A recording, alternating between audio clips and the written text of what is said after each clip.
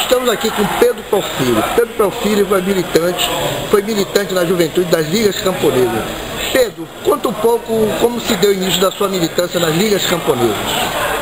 Quando eu era secretário da UBS, eu já tinha um envolvimento com a questão agrária e houve um congresso de seminário sobre reforma agrária. Eu apresentei uma tese, o seminário foi em Recife e o Francisco Julião foi um dos convidados. Aí a partir daí comecei a ter muito contato com ele. Aí eu fui morar em Cuba, antes de 64, como jornalista, trabalhando na Rádio Havana, e ele foi lá um ano depois, me convidou para voltar.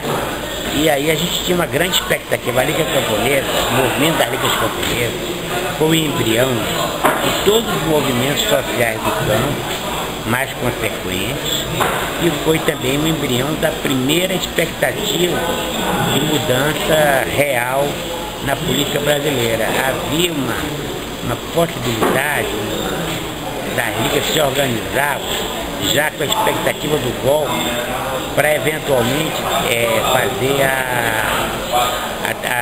a nossa mobilização a nível inclusive militar contra o golpe.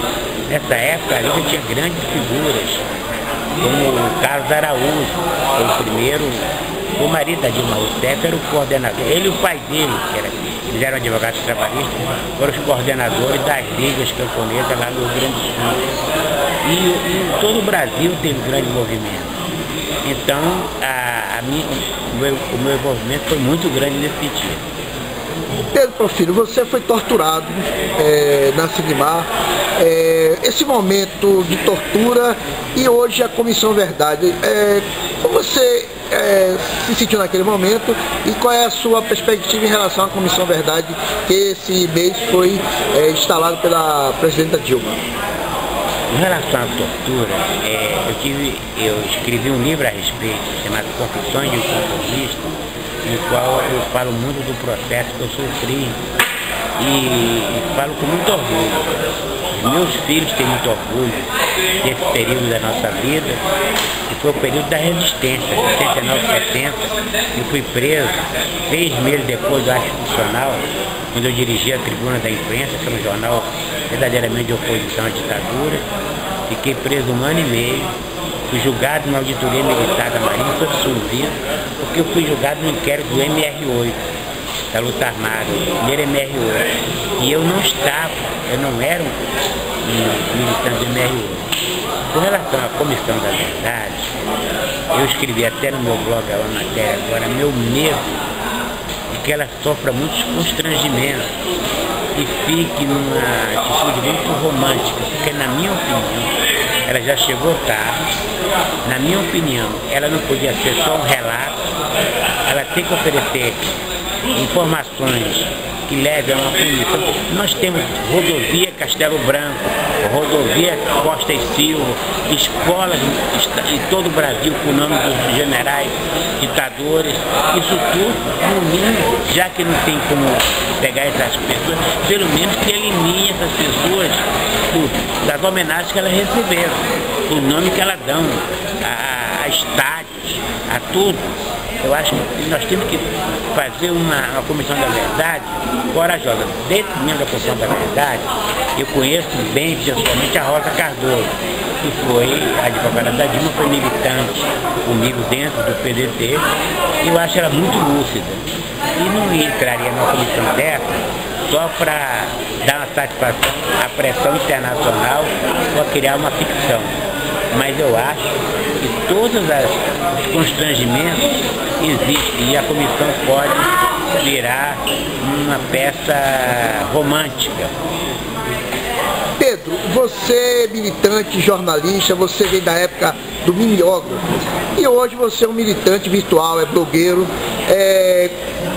E hoje, ser blogueiro, progressista, a gente está aqui no encontro, o terceiro encontro nacional dos blogueiros progressistas. Qual é a relação que você faz naquele período do mimeógrafo e hoje a blogosfera? Eu acredito que a internet é que vai romper o monopólio das comunicações. Eu nem entro nessa questão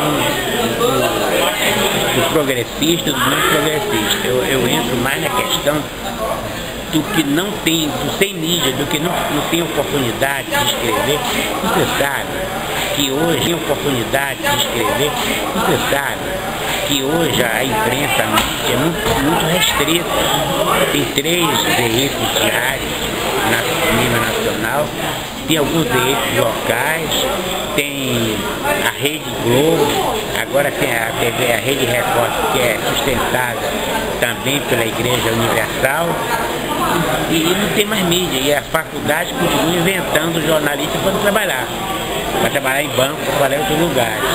Então a possibilidade do blog, e o blog tecnicamente tem a vantagem de ser muito rápido. Você não precisa criar o FTP como no site, passar do HD do seu computador para... Não, você já automaticamente publica. Eu acredito, na Europa, na França, a mídia dos blogs já representa 20% do peso na mídia geral. Nós vamos caminhar para o blog e vou te dizer, cada dia mais nós temos blogs mais inteligentes. Agora, nós temos também que trabalhar, porque a internet tem um problema. Você só acessa ou através de um link que se passa, ou através do Google, ou através de... Você não tem como é uma rádio, como é uma televisão, você vai mudando de estação e acha aquela estação. Por isso eu acho que queremos também recuperar o movimento das rádios comunitárias. Obrigado, Pedro. Entrevista ao blog Nem Deu Debate e Para Debate da Amazônia. Guajira para el recuerdo.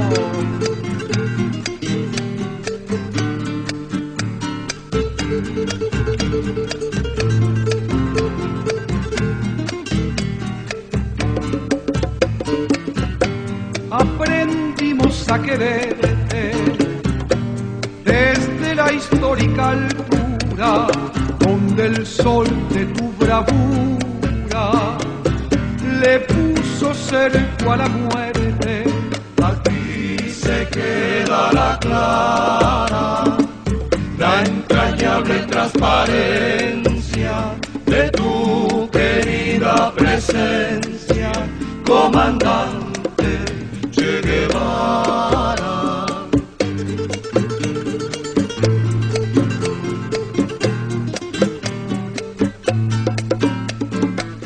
Vienes quemando la brisa con soles de primavera para plantar la bandera con la luz de tu sonrisa.